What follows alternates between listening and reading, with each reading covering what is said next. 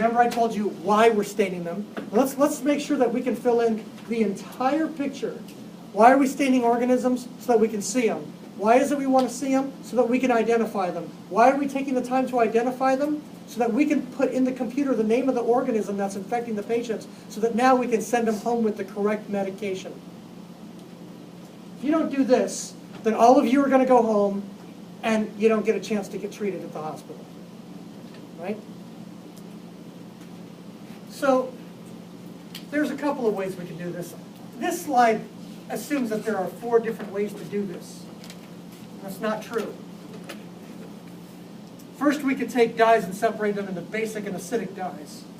So we have basic dyes that have a positive charge, or acidic dyes that have a negative charge.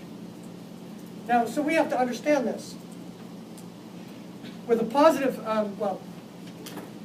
we have to understand that microbes have a negative charge.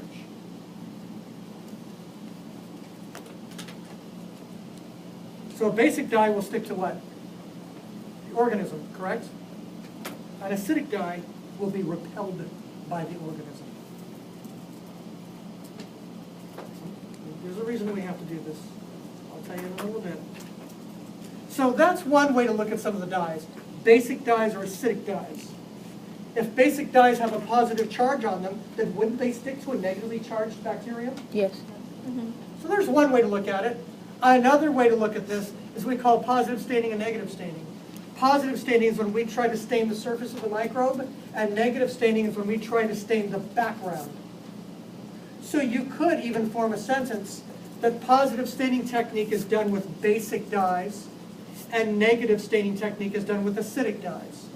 You could say that there are a few exceptions to that rule.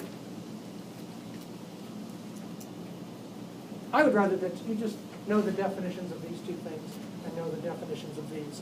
And I'm not going to ask you any questions that are going to involve picking one of these and one of these.